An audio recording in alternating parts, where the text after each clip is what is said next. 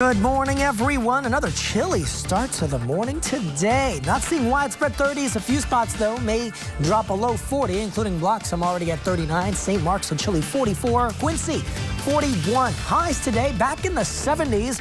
I'll have a lot more on this forecast, plus some Halloween forecast updates. You don't want to miss it. Right now at 6 o'clock, it's Halloween, and kids will be out trick-or-treating tonight. But do you know who your neighbors are? And could they be a sex offender? We'll tell you how to find that out. Plus, the controversy continues at City Hall. One top Tallahassee leader is out, while others are asking you for your continued trust in local government. The concerns over crime, ethics, and the reason behind this newest shakeup. Next.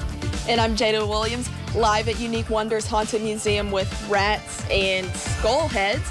And that's because they're serving up scares, and it's all for a great cause. Live from the WTXL studios, this is ABC 27 Sunrise.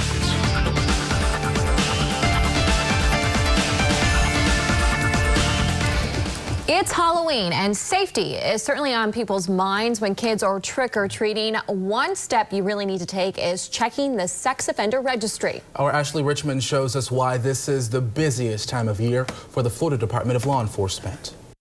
What if all it took to keep your kids safer this Halloween is a quick search and the click of a mouse? This will show you a 2-mile radius. Robert Moon helps manage the Florida Department of Law Enforcement Sex Offender Registry. The registry compiles data from the state and local sheriff's offices, showing who's on the list, where they live, and what they're charged with. Everybody on the website has committed a felony, or they've committed a crime in another jurisdiction that would equate to a felony here in Florida. It's broken down into sections, showing sex offenders, predators, and if multiple offenders live at one location. A predator has been convicted. Often it's been of multiple crimes or a capital felony or life conviction of certain offenses to qualify to be a predator. The registry is easy to find, but how many people actually check it? I spoke with dozens of parents in different Tallahassee neighborhoods, and almost all of them told me they had no clue a sex offender was living nearby. They didn't want to appear on camera for this story, but they did tell me one way they work to keep their kids safe is by going along when they're trick-or-treating. It's always helpful to know who's around you and where you're taking your kids, especially when you're letting them go up to houses, ringing doorbells. You want to know who's in those houses. Our site is one way that parents can get some information to have an idea of who's in the neighborhood, whose doors their kids are going to be going to. Officials are now working on creating a smartphone app for the registry that they hope to release within the next year. In Tallahassee, Ashley Richmond, WTXL ABC 27. We've posted the link to Florida and Georgia's sex offender registries on our website, WTXL.tv.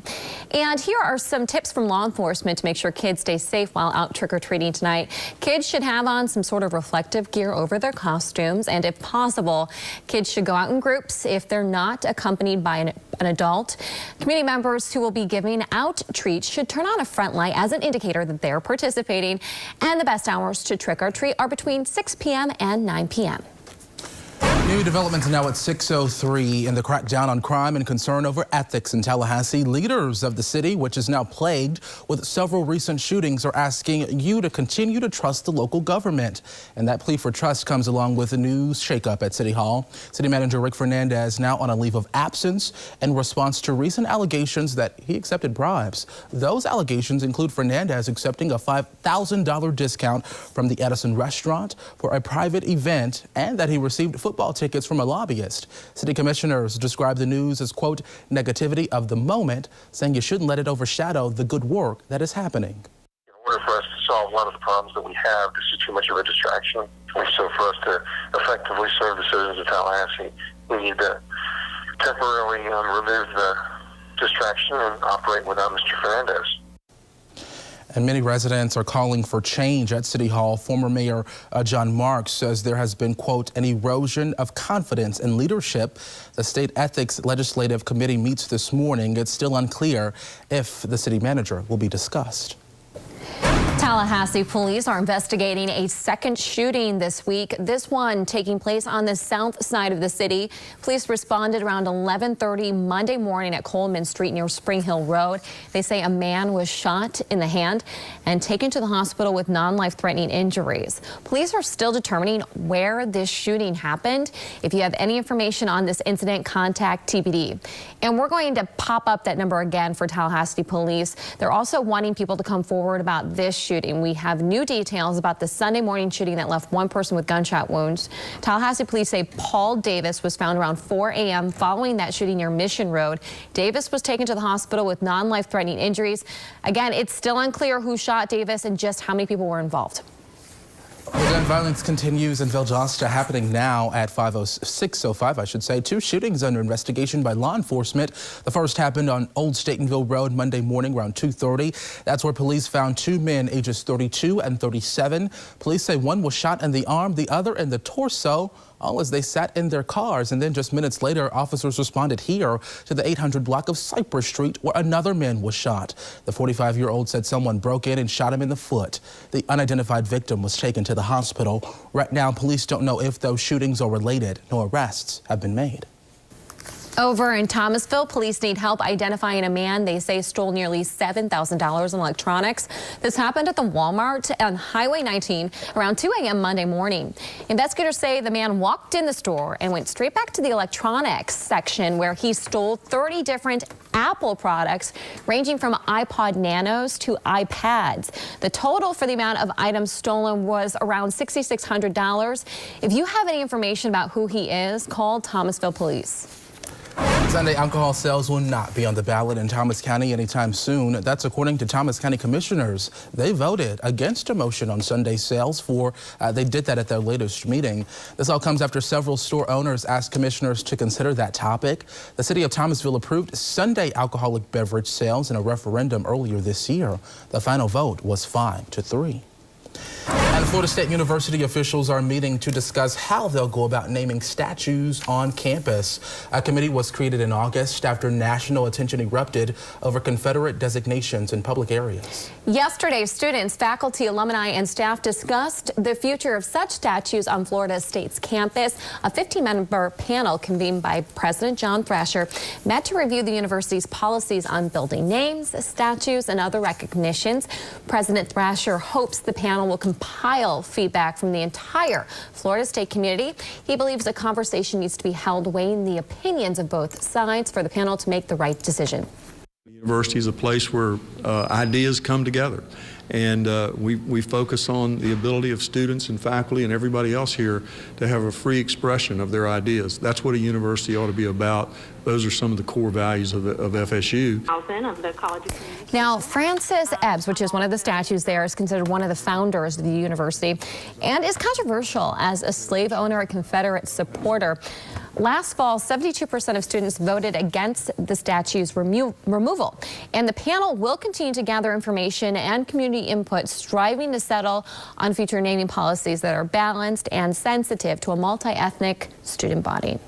First Alert meteorologist Alex Cordero, I know you have some funny graphics this morning for Halloween. Yeah, well, the mummy just keeps showing up. I don't see him here. All right, I think we're good. Maybe he's behind the board. Anyways, temperatures starting off in the lower 40s, mid-60s later on this lunch hour, mid-70s going home. So a warm one for the afternoon, a chilly one for the morning. And for the evening, for trick-or-treaters tonight, it will be on the mix. It'll be a little cool outside, but not too hot, not too warm, or chilly at that fact. Anyways, temperatures in the lower to mid 40s, 45 over in Moultrie, 40 in Valdosta. If there's any spot that may see the upper 30s, I'm thinking areas in Lowndes County might see it first, but temperatures are warmer at this point in time than they were yesterday. A clear sign that the air mass is not as cool as it once was, even though you walk out the door and it's still, yes, very chilly outside. Temperatures will continue to be affected by this dry wind. It'll be chilly in the mornings, but warm in the afternoons because you have so much in the way of sunshine to help warm you up. Quick update on the tropics. We'll still be talking about the tropics until hurricane season ends. November 30th. So we have around 30 more days of this rather active season, and something's trying to organize. It has a 20% chance of doing so. It is not a threat for our neck of the woods. We'll have another update coming up in just minutes. Malcolm, how are the traffic patterns this morning? Hey, we're looking pretty good out there. We were tracking that house fire, you remember, in Hosford that has since cleared, got the A-OK there. So no concerns for visibility there in Hosford or for the rest of the Big Bend in South Georgia for that matter. Looking pretty clear. Let's take a closer look into South Georgia. This is Thomasville. Main routes there looking pretty good. 3519 through 19 all green, as well as the downtown area smooth sailing. And the trend continues over in Valdosta. No concerns for you there either. A quick check into the capital city. Yeah, you see that around Perkins. It's going to take you a few extra minutes this morning. The good news, if you use Capital Circle Southeast, 363, 4 points, and the downtown area, smooth sailing once more. And that is a check of your traffic for right now. And it's Halloween, October 31st. All the spookiness is out, I suppose. That's right. The goblins, the ghosts, you name it. If you're looking for something festive to do today, we know just the place. We certainly do. Our Jada Williams has the inside scoop. She is live this morning at the Unique Wonders Haunted Museum. I'm championing for you to get scared. I don't know. I want to see you spooked. Yeah, come on. Yeah, I made friends with one of the spooks here. We've been hanging out since the last time you saw me, but I'm here at the Unique Wonders Haunted Museum that's on 1330 Lake Bradford Road in Tallahassee, and a lot of spooks coming up tonight. Usually there's people out here jumping out, scaring you. I'm so happy you guys haven't seen that happen because I don't want to embarrass myself on TV. But if you want to be scared, come out at 6 o'clock tonight, and the cost is only $7, and this is benefiting a great cause. You can have fun and help this cause, and it's going to orphanages and children of need in the community. And the owner says her volunteers, they're working hard for that cause. We do have those valuable individuals who give up their time just to make sure this is a success. So we do want to say thank you to all our volunteers, and it's so much of them. They come out on different nights. They come out when they can. Sometimes they be deadbeat hungry, deadbeat tired, but they still do it for the cause. So coming up in the next half hour, you're going to see me do another walkthrough. We have some more scares coming up. Fingers crossed I don't embarrass myself, but we'll see when we get there. Live in Tallahassee, Jada Williams, WTXL ABC 27. I think I'm going to put in a call and make something happen.